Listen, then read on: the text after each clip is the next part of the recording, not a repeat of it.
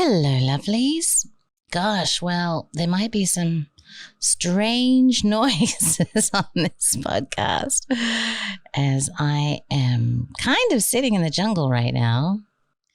Big changes here for Chance and I. I might get into that on another podcast. But just for now, know that there's crazy ass frogs and cicadas and geckos making all kinds of noises out there. But I've missed you, and I've missed Schwaller as well. So I'm going to jump back into some Schwaller today, and it's going to seem like, well, to me it seems like I probably should have done this podcast first. But a friend of mine on Facebook posted the most wonderful quote, and it spoke to me very deeply, considering that we're in the symbolist line of business. And it was a quote from Manly P. Hall. And the quote was, "When the human race learns to read the language of symbolism, a great veil will fall from the eyes of men." And that really struck me quite deeply, particularly reading Schwaller, right? And I'm going to read you a little bit more of Schwaller later, and you will see why. But let me continue a little bit more with Manly for a minute. And I think this will clarify the importance of that statement. Symbolism is the language of the mysteries. In fact, it is the language not only of mysticism and philosophy, but of all nature.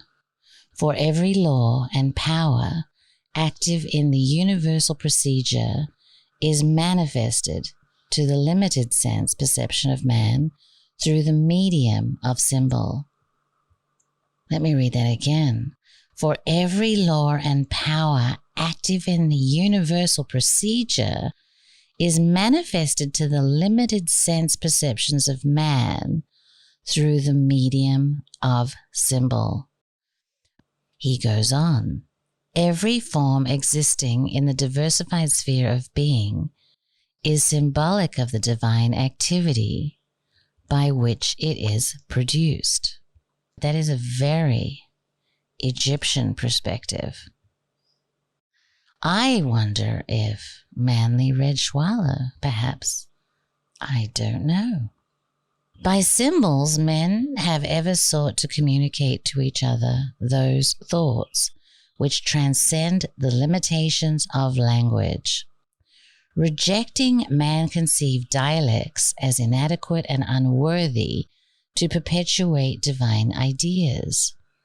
The mysteries thus chose symbolism as a far more ingenious and ideal method of preserving their transcendental knowledge. In a single figure, a symbol may both reveal and conceal. For to the wise, the subject of the symbol is obvious, while to the ignorant, the figure remains inscrutable. Hence, he who seeks to unveil the secret doctrine of antiquity must search for that doctrine not upon the open pages of books, which might fall into the hands of the unworthy, but in the place where it was originally concealed. Bam, right? Wow, yeah, okay, let's keep going. Far-sighted were the initiates of antiquity. They realized that nations come and go, that empires rise and fall, and that the golden ages of art, science, and idealism are succeeded by the dark ages of superstition. With the needs of posterity foremost in mind, the sages of old went to inconceivable extremes to make certain that their knowledge should be preserved. They engraved it upon the face of mountains and concealed it within the measurements of colossal images, each of which was a geometric marvel. Christopher Dunn speaks to that. Their knowledge of chemistry and mathematics they hid within mythologies, which the ignorant would perpetuate, or in the spans and arches of their temples, which time has not entirely obliterated. They wrote in characters that neither the vandalism of men nor the ruthlessness of the elements could completely efface. Today, men gaze with awe and reverence upon the mighty Menims standing alone on the sands of Egypt. Mute testimonies these are of the lost arts and sciences of antiquity, and concealed this wisdom must remain until this race has learned to read the universal language of symbolism. Now, this made me think, right, that we are really just starting to do that again. So we have Schwaller de Lubicz in 1937 studying the Luxor temple, which was less than 100 years ago. And to my knowledge, I don't know, there might have been somebody before, but for my money anyway, Schwaller really opened the door to pharaonic thinking, which is essentially symbolist thinking. And then came John, and it doesn't surprise me at all then that Chance, Brad, and Gary's new symbolic discoveries are seen by some as Jesus in toast. I don't know how many times does Jesus have to be in toast for it not to be a Jesus in toast, but you can see that this ability to read the language of symbolism, it is helping us to have a great veil fall from our eyes, right? We are seeing now in the symbolism of ancient Egypt that the ancients had a pretty sophisticated model of consciousness. And speaking of Schwaller, let me read you a little bit more about what Schwaller has to say about symbols. Actually, Schwaller has a book called Symbol and Symbolique. And honestly, I'm tossing up whether I should go through several of his little books because each of them have absolute gems. And it appears to me that you're enjoying this little Schwaller journey. And I must admit that Schwaller is a fairly substantial undertaking. So by having me go through it with you, I'm hoping that it is making it a little bit more accessible. And I must admit that I've had these books on my shelf for 20 years. And it's like literally only this year that it's starting to become digestible to me. So we'll keep going with Schwaller until you get bored. But there is a lot of juicy material on the table. So let's see what Schwaller says about the idea of symbol. Schwaller says that excavations and philological studies supply the Egyptologist with abundant material for a knowledge of the life, beliefs, and theology of ancient Egypt. An encyclopedic amount of work is available to the researcher. Nevertheless, pharaonic Egypt remains unknown in terms of its true science, its contingent psycho-spiritual knowledge, and its philosophical mentality. Now, to be honest with you, those three things, the psycho-spiritual knowledge and its philosophical mentality, and of course, its true science, are the things that I find most interesting about ancient Egypt. I mean, don't get me wrong, I love the temples and the pyramids and the land itself, but the thing that continues to hold my fascination is this aspect of ancient Egypt. And quite frankly, I think there's so much for us to learn from it. Back to Schwaller. The funerary text developed the myth transcribed into images, but it has not been possible to translate the deeper meaning of these images into comprehensible language. The philosophical connection of the accumulated data is lacking.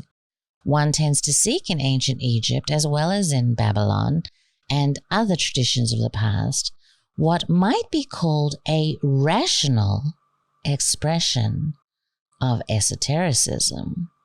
This is an error that arises from the prejudice that there is no esotericism, or that there exists an intent to conceal a certain knowledge.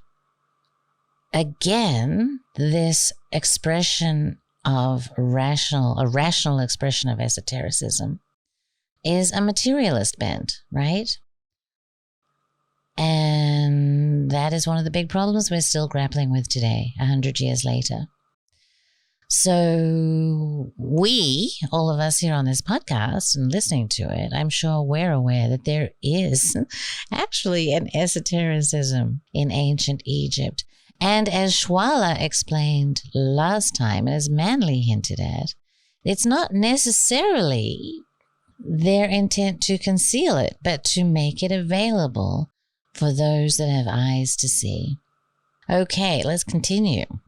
However, simple reasoning shows us that, for example, if the Gospels were written to teach the way of truth and to show us what truth consists of, then the form of parables and enigmatic phrases chosen for this revelation would be nonsensical if its purpose were to conceal this truth. The purpose of these parables and enigmatic phrases is not to hide anything from he who has eyes to see and ears to hear. According to the evangelical formulas, the purpose is to select those who developed the necessary understanding and who are for this reason worthy of these secrets, that is to say, they will not misuse them for selfish motives. There was never any intent to conceal from those thus prepared any of the wisdom transmitted by texts, traditions, or monuments. The enigma does not lie in the thing itself, but is the result of our understanding, our faculties, and our intelligence, which are not attuned to the mentality according to which the idea was expressed. And it is just this that our present education prevents us from admitting. Now, I know I included that in another reading of Schwaller, but I think that it is worth expressing again. Because here again, he's pointing to the idea that this information is not hidden.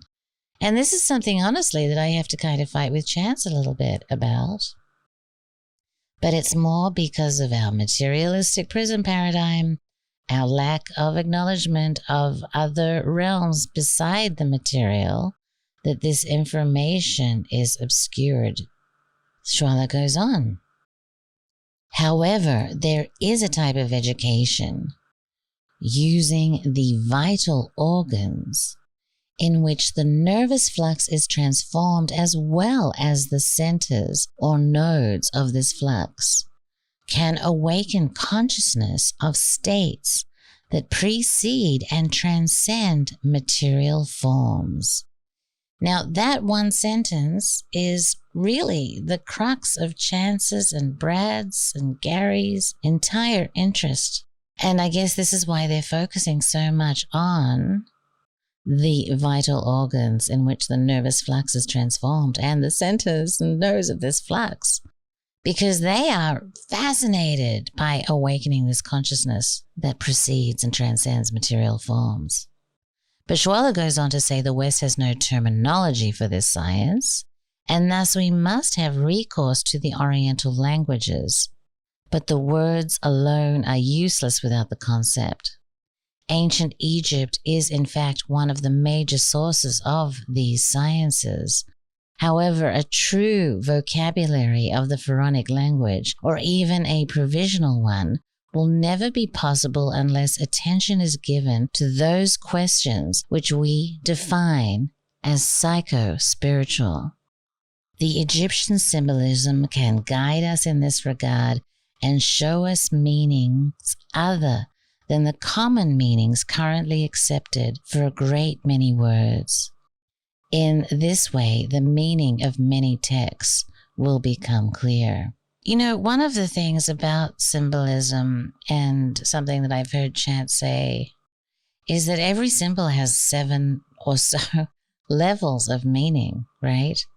And so I can see that if that is true, and I haven't really researched that other than just hearing it and, accepting it because my husband said it, you can see how common meanings of current words can have deeper and deeper meanings. In fact, in the very, very first podcast here, I said we were going to be looking at even English words and revisiting their meaning for a deeper level of meaning. So that makes perfect sense to me. Schwaller goes on.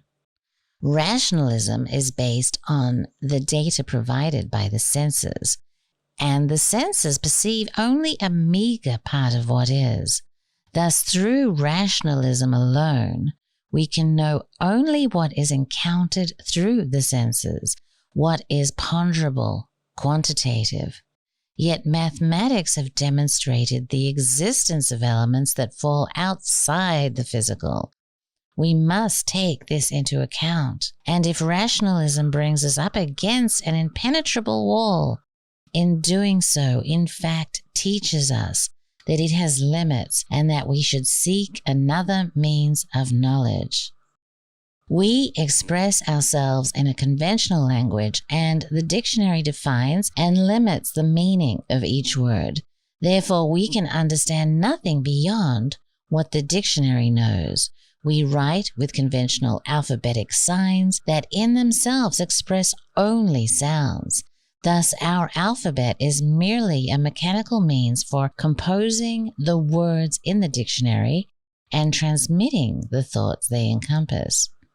It may be said that the combination of these letters are almost infinite.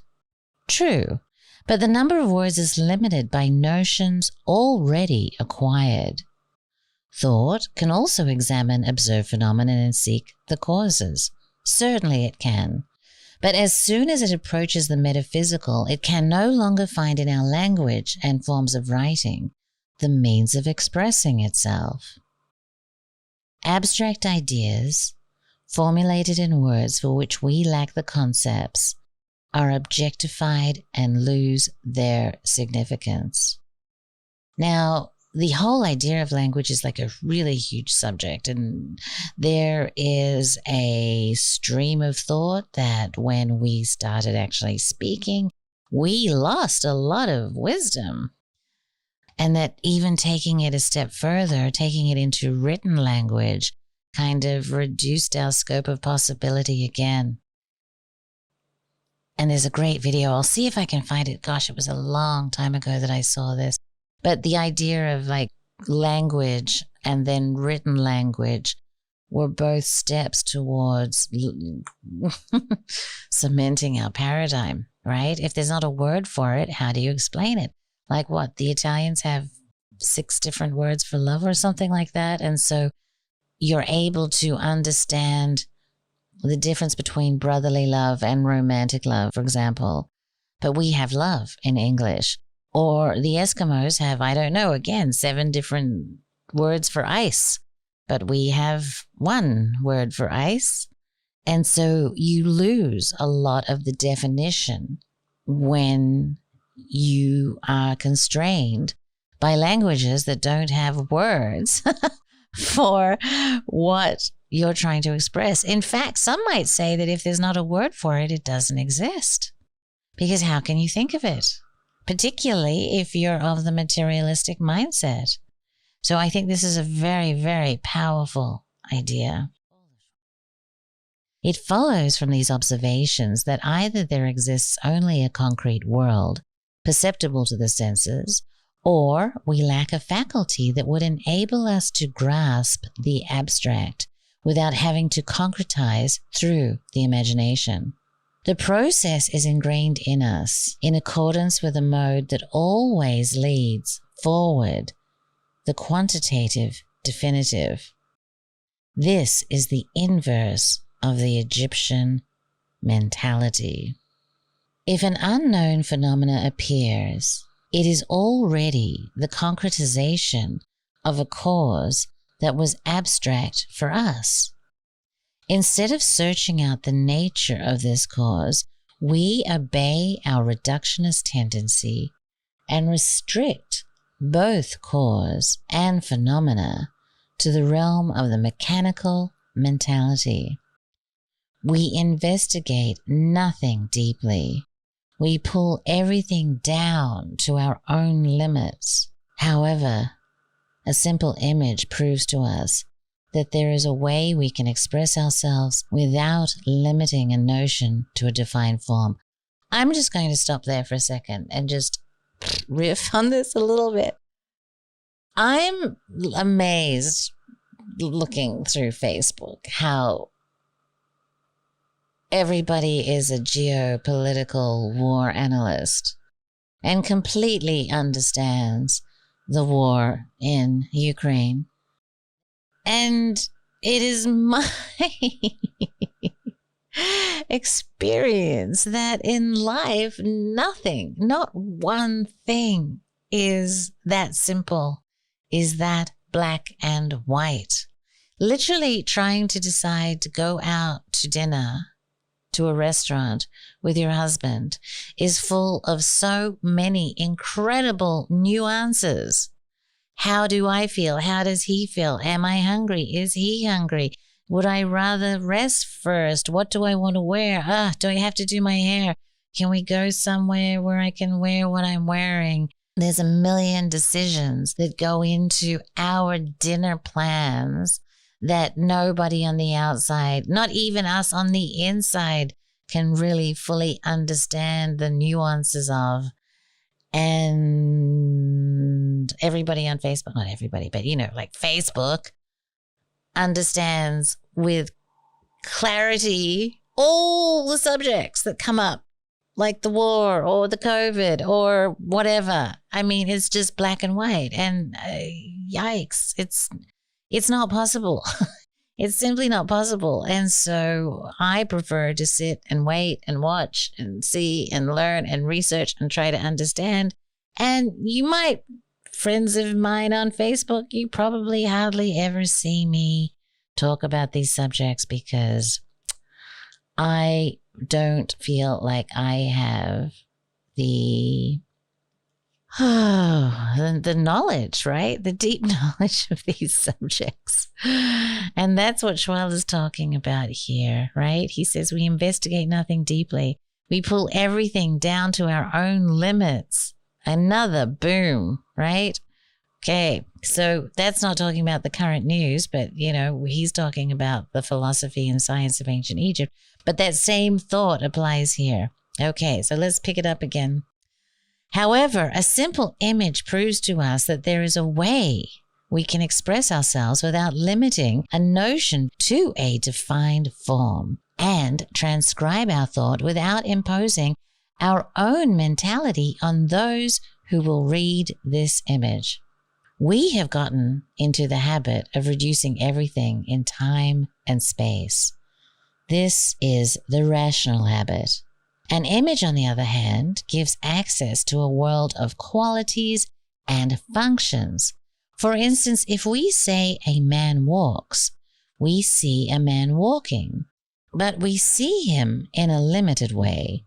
We imagine only the fact of moving or walking. We can then place that fact in the past, present, or future, and all of the gradations of these tenses. We situate this movement in time and space. If, on the other hand, we see an image that represents a man walking, or simply lines depicting a man, we no longer imagine him. We no longer situate him. He is there. He is here.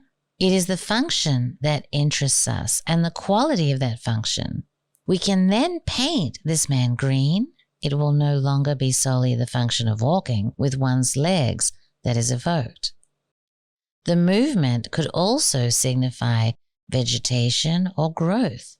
But to our reason, walking and growing are two different functions, while in reality there is an abstract connection between them. It is a movement outside consideration of time or pathway or specific direction. If we wish to define this movement, we immediately reduce it in time and space, whereas there is no further need to define the feeling or motion, whether walking or growing.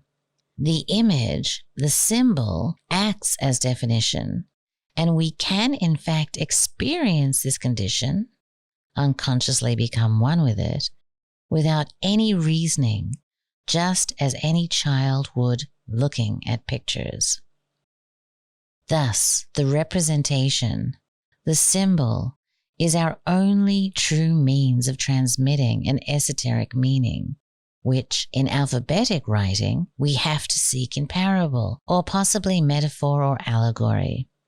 Symbolic representation and imagistic writing are the pure, hieratic forms of esoteric expression. Through symbolism and through it alone, we can read the thought of the ancients. It is only through the symbolical that we will be able to coordinate the known elements of this great civilization, and that the writing may take on its true meaning. We are dealing here not with an evolution of science, but rather, on the contrary, with an immutable basis. For the existence of a language and a form of writing that were already complete from the time of the earliest dynasties of the historic period seems to confirm this.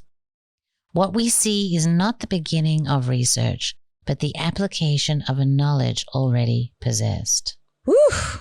And that is really what John was about, right? So in this one little article by Schwaller, we found John Ahome, Chance Ahome, Gary and Brett Ahome, and Vanessa Ahome. That's kind of interesting, isn't it? How we've all taken this work and spread out into different areas of fascination. But I think that's what ancient Egypt really is about. You know, Chance has this thing that ancient Egypt is like a secret book, and it doesn't matter what your specialty, whether you're a dentist or an artist or a dancer or a painter or a mathematician or a gardener, you will find some incredibly powerful and esoteric wisdom in ancient Egypt. And because of Chance and Brad's specialty in art, they happened, and their interest in consciousness, guess what they found in ancient Egypt? Consciousness expressed in the art. Very, very cool stuff. Well, I hope you enjoyed this one, my lovelies, and I think that I have settled now, so these should in fact once again become more regular. There will be no more moving for at least a year now. Too many moves, but this one I'm very happy about. Thank you for listening, lovelies, and again I apologize for the big delay, but more soon.